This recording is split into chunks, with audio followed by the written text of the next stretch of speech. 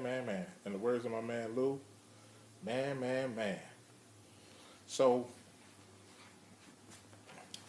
welcome to the 2020 post game show. I am your host Desmond Patterson. Um, we just watched the Eagles take a loss to the Washington Redskins on in a game that was crucial to Washington's playoff life, and just I want to say crucial to the Eagles' um, life. Period. I just wanted to see how they would respond after the losses that they've taken the last few weeks. They came out and played a lot harder. The energy was there. Um, they had they had a lot of miscues. This team commits a lot of procedural penalties, and by that I mean penalties that happen before the ball is even snapped. Um, this game went. It was one of those games where you kind of knew that they were bound to lose because of the miscues that they were having. They had a bunch of injuries. They had an injury to a lineman. Um, he's sick. He fell ill. Brandon Brooks. This is the second time in 3 weeks. It happened again today. He was out, so they had to shuffle the offensive line once again. So you're down to basically your fourth string tackle, Matt Tobin, playing, who, in my estimation, should not even be in the league. He should be on the street like you and I. He's not an NFL quality starter at right tackle. He actually has been a backup tight end while Ertz was out with the displaced rib. And he even lost that job to number 73, Sally Moore. So he shouldn't even been on the field.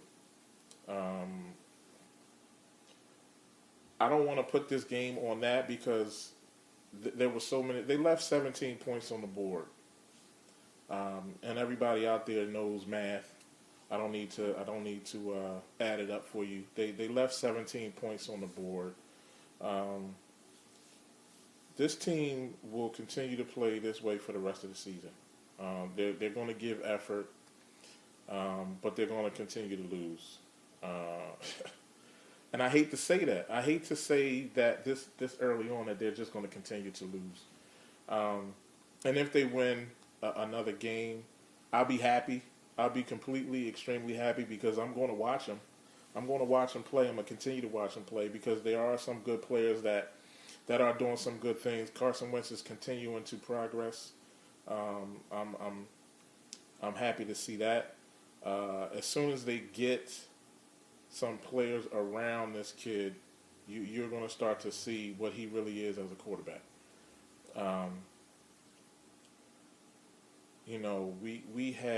We have the makings of a very good team if we can get out of our own way. And out of our own way, I mean shooting ourselves in the foot with the penalties, the procedural penalties. Penalties called back because of blocks in the back. And the most, and this is gonna, I'm gonna say this, and I hope it doesn't hurt me going forward and what I'm trying to accomplish and what I'm trying to do. This team will only be as good as Doug Peterson's play calling. What I mean by that is you knew that Matt Tobin was over there by himself. You call a play where everybody goes out on a pass route and you don't put a tight end over there. You don't leave a back end and chip over there. And this guy's going, and I mean, hear me out.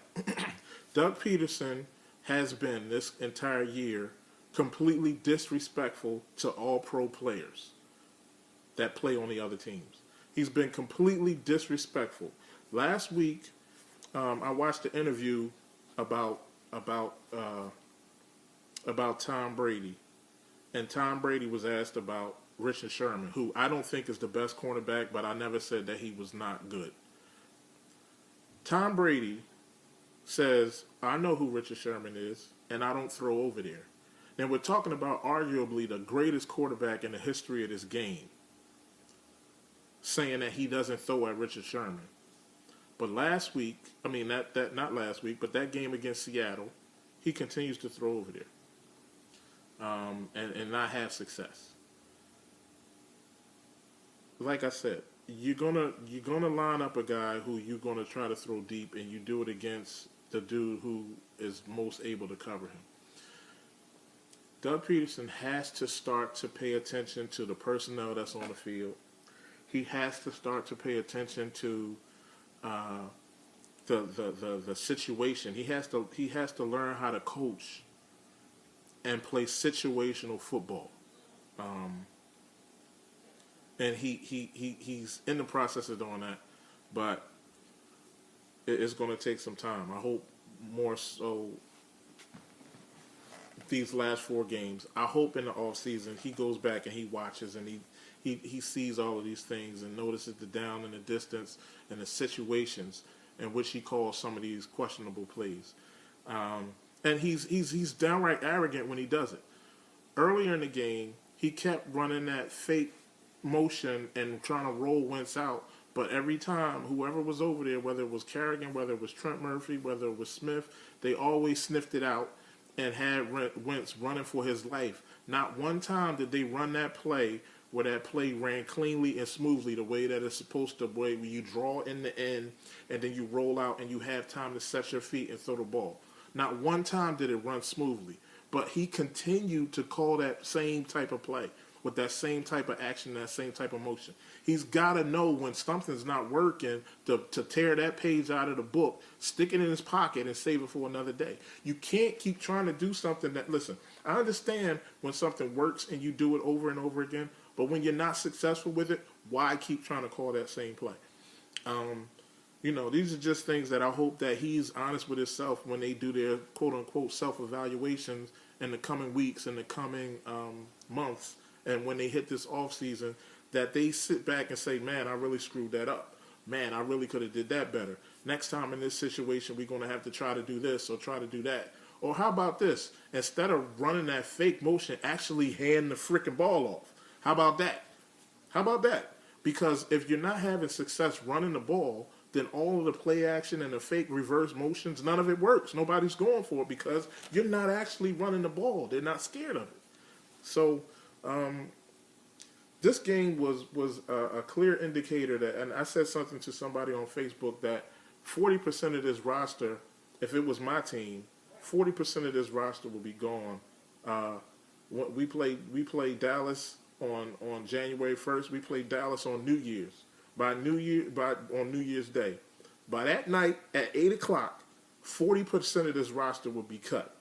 Period. Not we're going to go into training camp and see who does what or who no. 40% of this roster will be on the street come January 1st. I wouldn't even wait until the end of the football season. Once our season is over, I make those moves instantly and start working towards filling those roster spots in February and free agency, and then the draft, and then the after draft, and then in the second wave of free agency when June hits. We are dealing with the depth on this team is starting to show because we had people that had to play that normally wouldn't play. My question is, Jason Kelsey is a center. Why is it that he never practices long snapping? Why is it that we have to try to find somebody on the sideline to long snap when you got a center on your team? Like, I understand that most long snappers aren't the starting center, but you would think that he would be able to do that better than Selleck did it. Trey Burton did a pretty good job. The fact that we had to go 3 deep on long snappers tells you where this team is at. We're dealing with some injuries. A lot of things went into this loss. Um, Defensively, the defense played fairly well today. I can't really knock them too much. But again, situationally, why would you have Leotis McKelvin on Deshaun man on man at any point in the game? Um, he got baked on an 80-yard touchdown pass by Deshaun Jackson. Not only do you have him man up, you don't even have a safety over top. It's just some things that they do defensively that just makes absolutely no sense. Um, and again, if they had the horses to do what they're trying to accomplish, then maybe um, you do that. But Leotis McKelvin can't be one on one with Deshaun Jackson. No day of the week. Um, not one day of the week. I would never do. That's not a matchup that I would ever encourage. Uh, the wide receivers played well. Not the wide receivers. Jordan Matthews played a great game. Trey Burton played a great game. Um, Zach Ertz had over 100 yards receiving. You can't knock that. He still had another dumb penalty that took a touchdown off the board. Um, Leotis McKelvin. What can you say about him? He had a pick six to put them back in the game. Um, so he made his one play for the season, I guess. Let me take you and see some cameras. Not one. No, corners are not one-on-one material. Yeah, Don.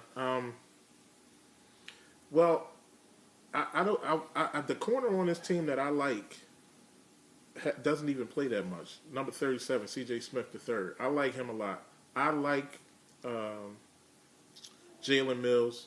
Maybe next season, when he starts to learn routes, when he starts to learn tendencies and watch film on his upcoming opponent and starts to see the way that these guys run routes,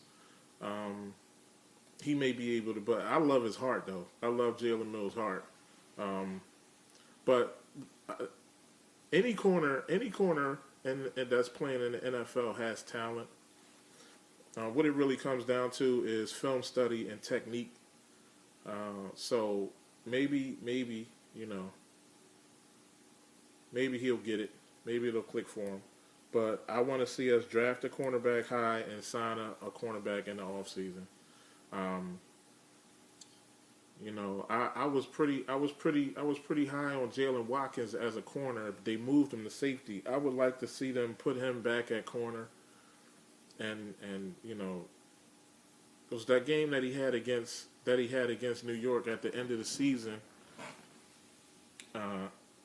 He was one-on-one against ODB a lot of the day. If you're able to, try to pull up some of the film of that game and watch that game. Jalen Watkins had a pretty good game that day against the New York Giants, a game that we ended up eventually winning. So, this is how it's going to go for the rest of the season. They're going to be in games. Carson Wentz is going to put up numbers. You're going to see the progression, but you're also going to see the frustrating things. He wasn't really off today. He was on point today. He just didn't have a lot of time. And when a quarterback has to constantly pull his eyes off downfield to watch the rush and try to escape and shake people off his body and, pull away from potential tackles or potential sacks, I mean, what do you expect out of him? So, this pretty much puts to bed the playoff talk. That's it. Playoff talk is over. It was over last week until New York and Washington lost. But since we lost to Washington today, we have four losses in the division. We will not be making the playoffs. Good deal. So my thing going forward again is you got to see who, and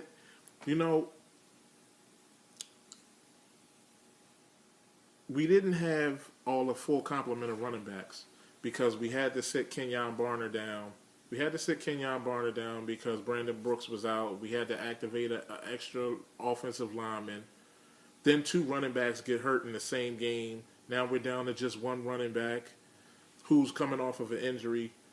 It's kind of hard. It's hard, man. It's hard to run a team that way when you have no depth. And again, this is something that, like I said, this is for the off season. None of this stuff is going to be able to be fixed now. So basically, what Philly Eagles fans are going to have to do is, like I said last week, you got to kind of take the emotion out of it. You know, focus on your favorite player, focus on what you want to see happen, and watch the game like that. I know it's kind of hard to watch the game as a critic when you're not a critic or analyst. You just want to watch it as a fan and you want them to win. I see some people, you know, I saw a comment by my man on there. He said, "Thanks a lot." No, what do you say? Thanks for nothing, or something to that effect. Thanks for nothing. I hate this freaking team. You know, I get it, but you got to kind of lighten up. You know, you got to kind of lighten up. This is a you know, and I find it that people just lump everything together. They lump Ray Rose, Andy Reid, Chip Kelly, Doug Peterson, just lump it all together because it's been, well, not really Andy Reid, because that run that Andy Reid had here with five trips to the NFC Championship game. Even though we kind of like, oh, but they never won a Super Bowl. When you look at some of the great teams in the history of the game, you had Buffalo, who went to four straight. Buffalo went to four straight and didn't win one, you know, but they're still considered one of the great teams. We as Eagles fans don't even look at that Eagles team like that. But for the from 2000 to 2009, there was not a better team in the NFC than the Eagles. But you know that gets swept under the rug because they didn't win the Super Bowl. And I get it; it's maddening. But I like to say that this team right here is the team and the regime that's going to try to put that to bed. They're actually going to try to get a win in. I'm not going to hold you guys up too much today. You know, I'm going to watch some more games. I got some things that I need to get ready for. In the upcoming weeks, I'm getting ready to put a post up on Facebook to let you guys know what's getting ready to go on. You know, what'd you say, Don? What'd you say? We've been lightening up for 50 years. Yeah, I that's what I said. It all gets lumped together. People are just mad at this team, and they're frustrated with this team because it seems like they just tease you. They just get, you know, they like the dude on the commercial with the dollar bill on the fish hook. He's like, oh, you got to be quicker than that, you know. But they always get right there, and then they, you know, then they snatch they snatch a defeat from the jaws of victory. They lose at the end. This kid is going to learn how to win, but he needs help. And that's what I said. Until he gets help, this is what it's going to be. So I believe that they're going to go into the off season and correct all of that. So we got 3 more games this season. Had somebody say, man, why don't they just lose out so that they can get draft picks at the top of every round in the draft? You don't want to have a losing culture. You don't want to start losing on purpose. And that's what tanking would do. You gotta start somewhere. You gotta start somewhere. If they win another game this year, like I said, I'll be happy. But if they win another game this year, it will be right on target with what they were projected to win coming into the season, which is 6 games. That's nothing to write home about. That's nothing to be proud of. But with a rookie quarterback who 8 days before the season was scheduled to sit for the whole year and let Sam Bradford play, you know, it is what it is. So you take the good with the bad. Winston's putting all of this stuff in the bank. Putting all this stuff in the bank and storing it up for next year. He's storing it up. So, we have to allow him to grow. We have to allow Doug to grow. And I see the good. You know what I mean? I've learned how to watch the game and take out of it what I need to take out of it. And, plays by guys who I feel like won't be on this team next year, I just ignore. I'm like, just the worse they play, the better for us. Simply because there's no way in the world with all of the negative plays on film that they could fix their face to bring these players back. When you have, and at the end of this game, this is the first time all season that I've seen Jeffrey Lurie go into the locker room post game. This is the first time I've seen him. So that's either one or two things. He either comes down to gauge the locker room, he comes down to congratulate after a big game, or like I said, he comes down to gauge the mental of the team after a game. And I wonder which one it is. But like I said, these players are putting things on film, and there's no way that you can go into the off season and watch wire to wire from game 1 to game 16, see all the negative plays, see all the boneheaded plays, and say, you know what, I'm gonna bring that dude back and give him another chance. There's no way, because when you look at teams who win in the NFL, it's teams who have talent. They bring in talented players. They bring in players to compete. There's some guys that come in and they call them camp bodies. They're just there because you need a lot of people to run repetitive plays, get all the quarterbacks reps, and you can't have your starters running around for 4 months out in the heat of July and August. You got to have camp bodies. But some of these players, I don't even want in camp. I don't even want them in camp. Like, do not even bother bringing them back. I'm not gonna get into the name dropping and things like that. But Doug Peterson last week said that he really he's hands off of the defense. Andy Reid did the same thing, but the only thing is it was Jim Johnson, and Jim Johnson had, like I said, he had a feel. He had a gut feel. He had an instinct. He was like a football genius, and he knew when to bring a blitz. He knew when to bring pressure. He knew when to dial up stuff. These guys get what I like to call tight butt cheeks. They get tight butt cheeks, man, and they bring things in obvious situations, and they show it early. They don't know how to disguise it or none of that. If you bring Rodney McLeod up to the line of scrimmage, if he's there, he's blitzing. It's been that way since game 1. He's usually way back center field, deep center field, playing center field. If he comes up to the line of scrimmage, he's blitzing. Everybody knows that, so they know that they got to have a hot read. There's no disguise of any of it. If Malcolm and these guys are so jumpy. They're jumping off sides. They're not watching the ball. Like I said, it's a lot of things that are undisciplined about this team. And, an undisciplined team is a reflection of the coach. Doug Peterson, he's the same way. There's no flow to his play calling. There's no reasoning for it. Often, I've been waiting for them to run a hitch and go or a slant and a sluggo route, which is they slant and then they swim past the cornerback and go deep, because all they've done all season is run slants.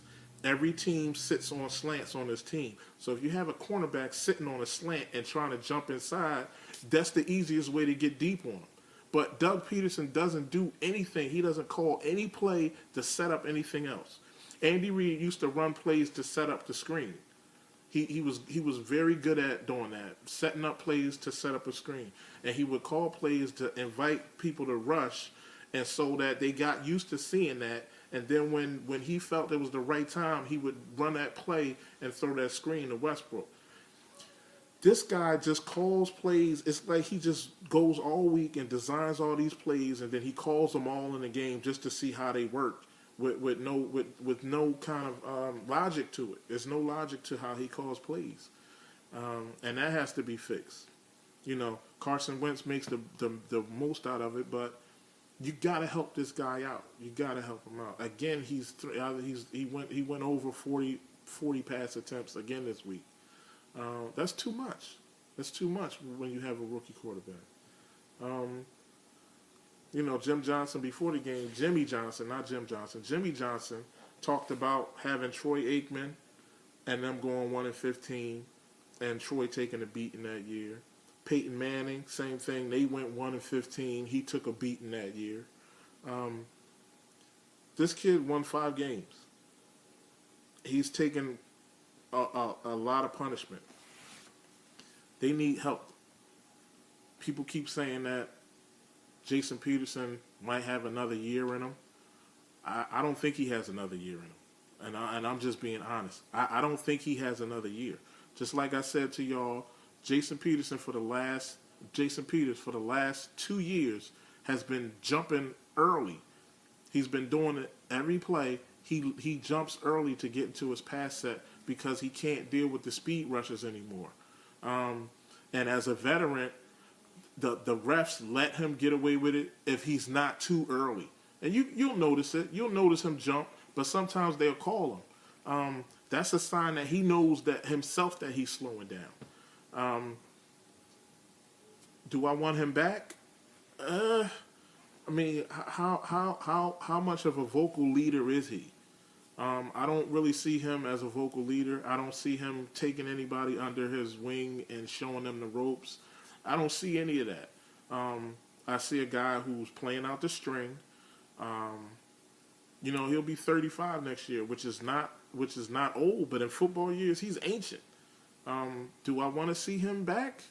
I don't think so. I don't think so. So you're going to flip Lane over there to left tackle. So you need 2 new linemen. And another thing, this was Lane Johnson's second suspension. This was his second suspension. So he got a 10-game suspension. His next suspension, if he gets one, is a 2-year ban. Do you trust this guy to come in? You know, now I know what he's saying out of his mouth, that, you know, he's suing the company, he's suing the Players Association, he's doing all of these things.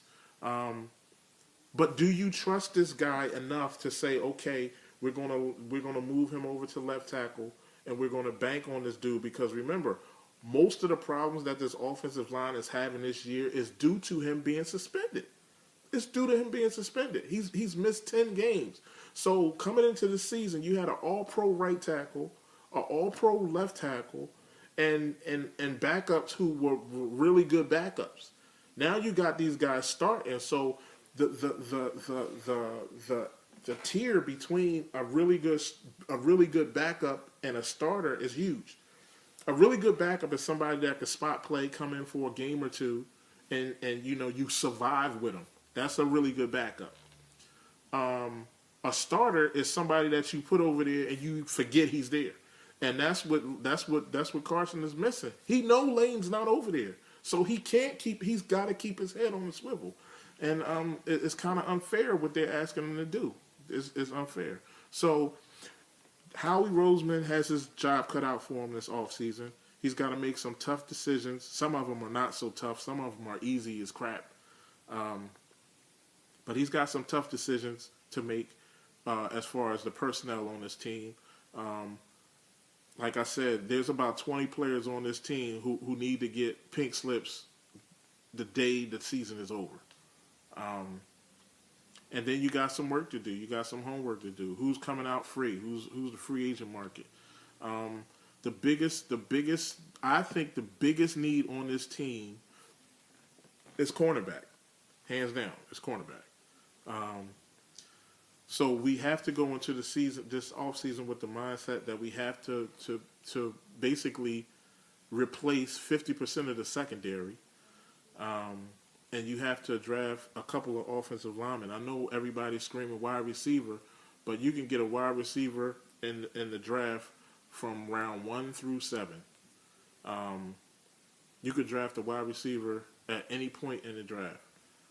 Most of the wide receivers in the league right now were not first round picks. Trust and believe me. Most of them were not first round picks. Some of the best ones wasn't first round picks. So you got guys in the Hall of Fame who went undrafted as wide receivers. So you don't need to have a first round pick wide receiver. You would love to have one, but the value of a wide receiver goes up the lower that you draft him. So yeah, we need a wide receiver, but we probably going to pick up a veteran in free agency and draft one. Probably second day. That's rounds 2 and 3. Deshaun Jackson was a second round pick. So you have options. You have a lot of options. There are a lot of wide receivers coming out of school this year. So you have to go with your need. Your priority is a cornerback. It's the biggest need on this team. It's corner, hands down. So, like I said, we're just gonna play out the string. Next week we got Baltimore on the road. We gotta go to Baltimore. Then you got New York coming here, and Dallas coming here. So we have to just continue to support the team, man. I mean, I know it's hard.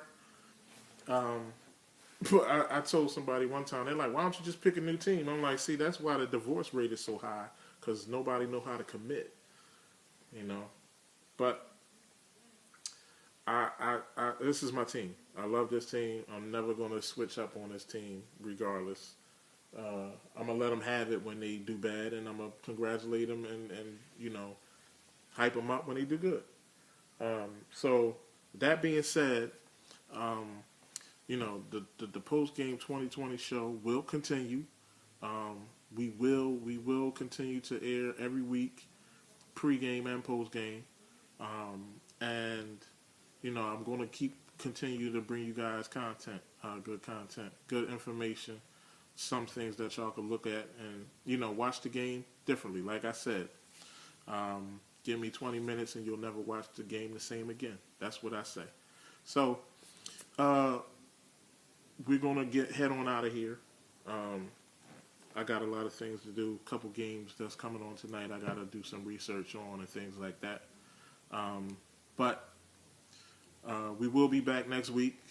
Same time, same channel. Hopefully having a better. I'm going to try to find out what it is with Brandon Brooks, because at this point of the year, you've been out twice with quote unquote illness.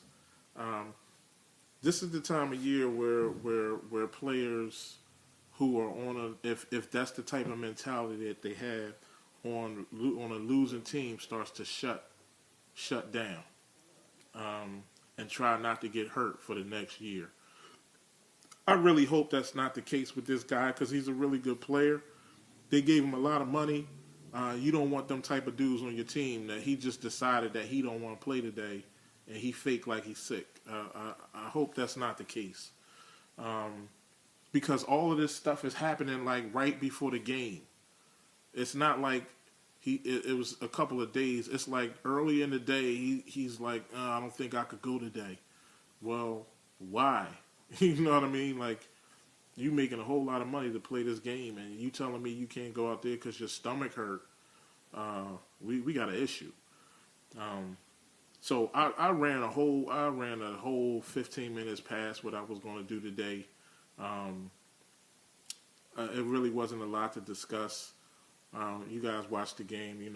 A bunch of injuries led to roster.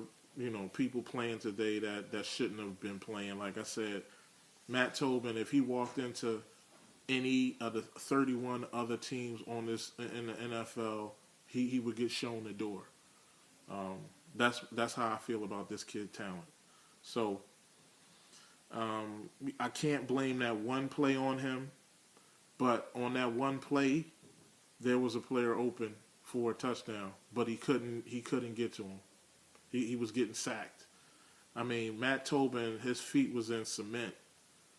It's like he was a deer caught in headlights. He just he just froze. And again, it's not his fault. He didn't put himself out there on the field. This coaching staff did. So, like I said, 40% of this roster needs to go. I'm not gonna hold you guys up anymore. I got a couple videos that I gotta upload to YouTube. I got a couple of announcements that I'm about to make on Facebook. So you guys check that out. I'm gonna put up all my social media things so you guys can check it out. It's an app that you're gonna have to download. I'm gonna give all that information out in about 15 minutes, so y'all check that out. All my people out there who enjoy what I'm doing, download that app. Like I said, we got big things coming. Trying to do it the right way. Things are lining up. I just want to thank you guys for continuing to watch and continuing to support all the comments. I appreciate all of them. They prompt different thoughts, prompt me to start thinking in different ways and attacking things from different angles. So I do appreciate the comments. Don't just sit back and don't say anything. Say something to me. Send a comment, instant message, email me, whatever. Because I'm having fun with what I'm doing. But if there's something that you guys want to find out about, or an angle that you want me to check out, or something that you want me to try to find out that interests you, let me know. But I'm going to end it out right there.